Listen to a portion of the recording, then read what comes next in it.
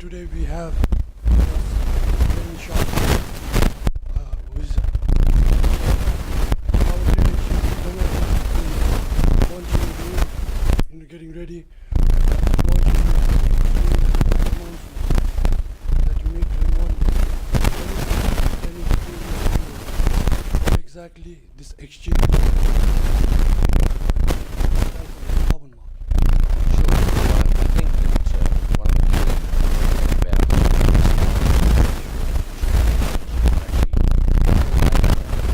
actually trade the actual commodity on the same day. Our intention is to have a T+0 settlement procedure. It's all done electronically. One of the challenges in a market where it's OTC or over the counter, there's a lot of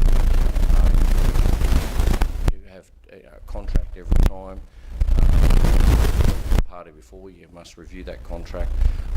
There's a sort of a Mexican almost between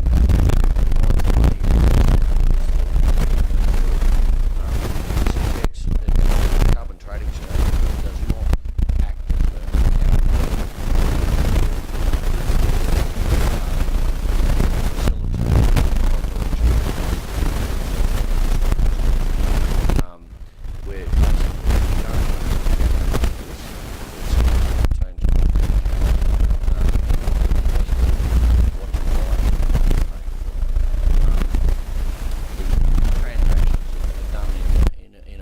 ensures there's no concern.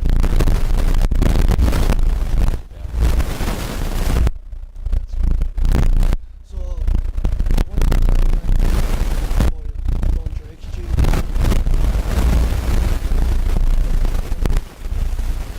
We believe we've cleared every hurdle necessary.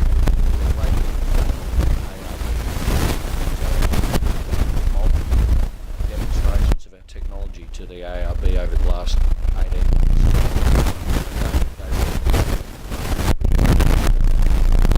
Throughout their team. Technically, we're very happy with it as well. So we don't see with that. The announcement we made today would be the relationship we formed up with MGX was the last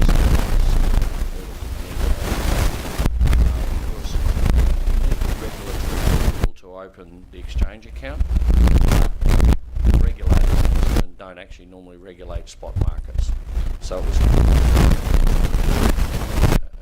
part of the system to get the account open and facilitate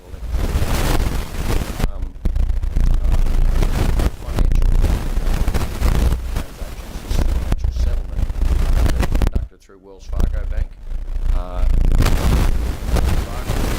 For over 18 months.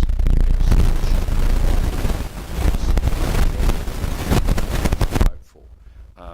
Basically, each company that on the exchange sets up a sub-account within Wells Fargo, which is their account, their fund. Those accounts are linked to the exchange. So they trade as a buyer. Funds go into that account. They can also transfer funds directly from their own bank onto the exchange screen. So they can basically link their own bank account and they can do a transfer in or out electronically. If they're in funds,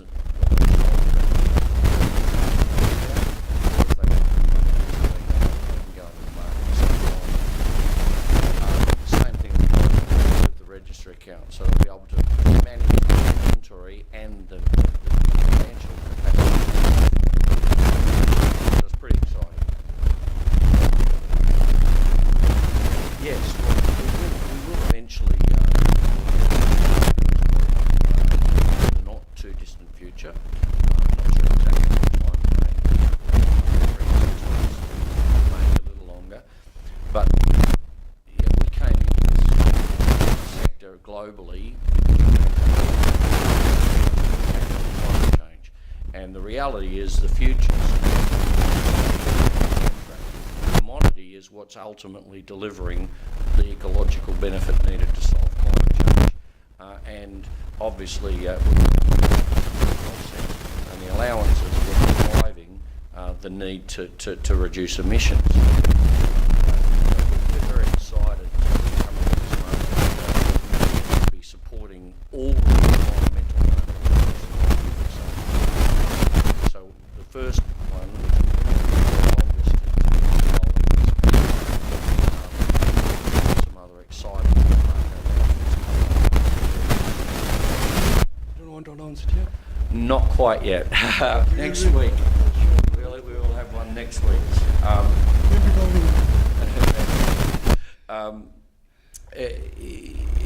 In the Australian market, we've got not only are we doing voluntary carbon, but we're also doing renewable energy certificates. Now, the operations we've got setting up going back into the compliance market.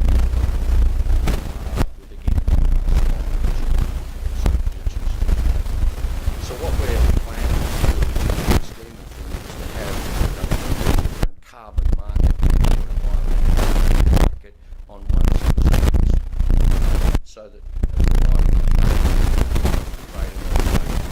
appropriate accounts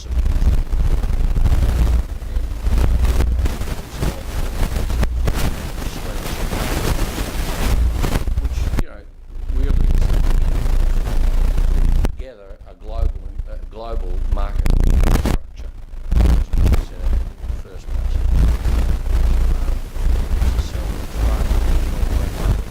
Unless the rules allow that to happen.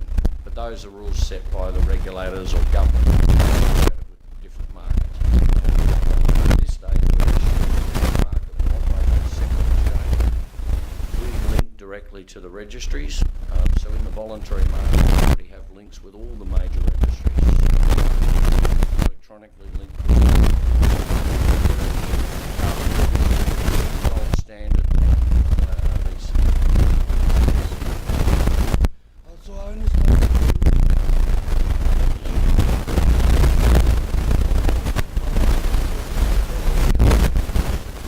so there is an invalidation with California laws. How do the exchange plan to manage that?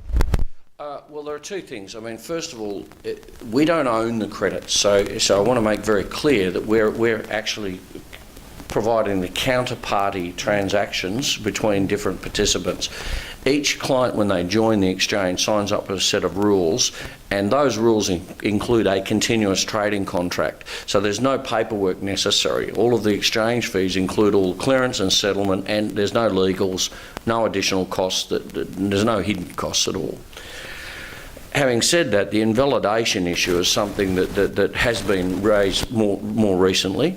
And so we've worked out a solution to that, which we intend to implement. By the time we go live, our plan is to have a insurance contract stapled to every credit that's every offset on the exchange.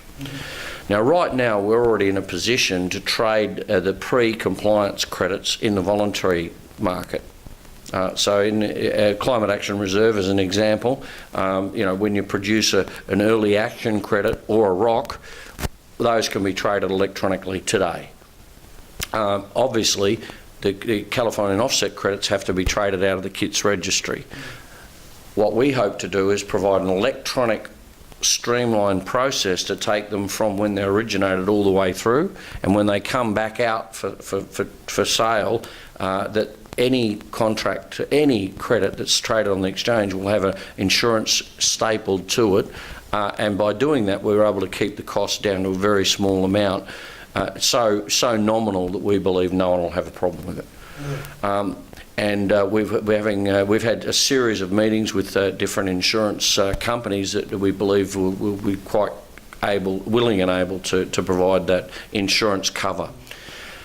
Obviously, there's a big difference between a 3 and an 8, as I think everyone's fully aware, and we're going to deal with 3s first, and then we'll move to working out how to solve the 8s. But one of the reasons why we've been so successful, for example, in the voluntary market, is we are not afraid of innovation. We see a problem in the market, we work out how to solve it, and more importantly, how to solve it systematically, so that it can be done continuously, electronically, and at scale, which is what the environmental markets need. If we're going to address the issues of climate change, it requires technology solutions in order to be able to scale to the size necessary to solve such a huge problem. It sounds good. It sounds like a good exchange. Thank you, and wish you the best Thank for you your very much. exchange.